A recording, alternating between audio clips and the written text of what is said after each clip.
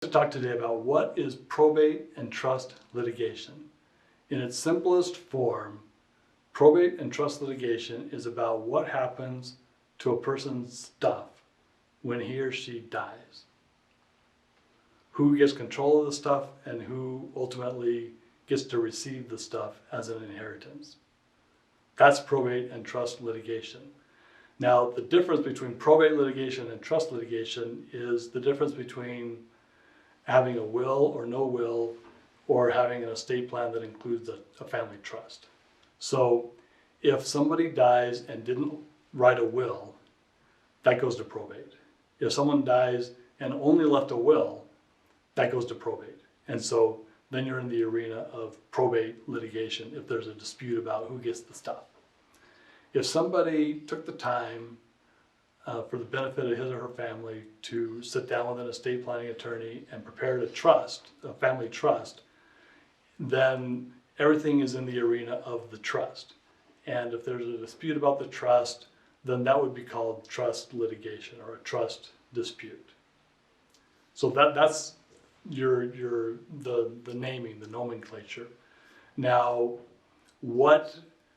when you're in probate litigation or trust litigation, what are you fighting about? Really, there are two things that are being fought about. One is who should be in charge of the stuff.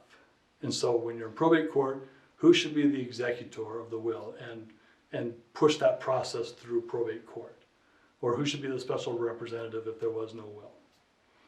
On the trust side, the question is who should be the trustee? Who should be in charge of administering the stuff? And a lot of times what will happen is everybody will agree that so-and-so was named to be the executor, named to be the trustee, but people start wondering if so-and-so is acting in a proper way and whether they're being diligent in taking care of the things that need to be taken care of, or whether they're maybe perhaps misusing the assets for their own personal gain. And so one of the issues then in probate and trust litigation is one of the issues in probate and trust litigation then is whoever's in charge, should that person be in charge? And if they are in charge, are they responsibly taking care of the things that they should take care of, or are we doubting their honesty and their faithfulness?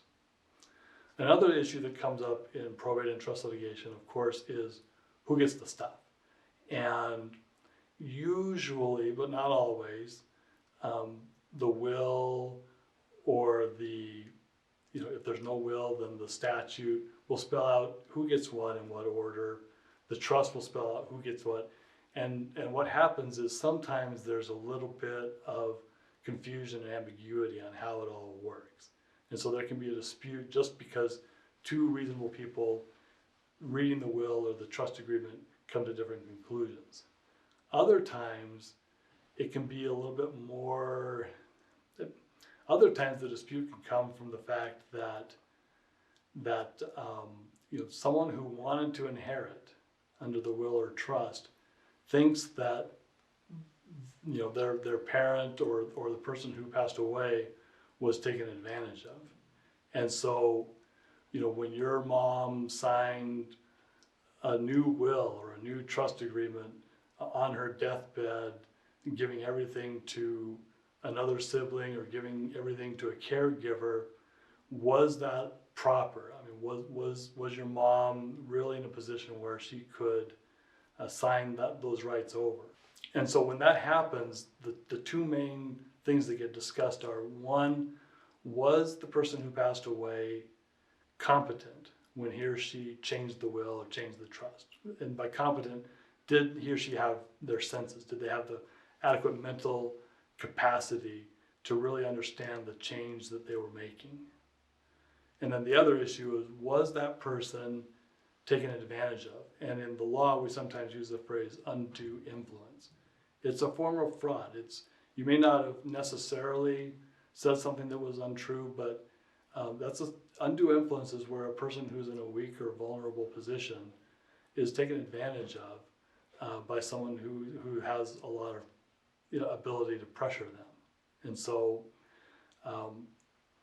those are the kinds of issues that come up in what we call probate and trust litigation.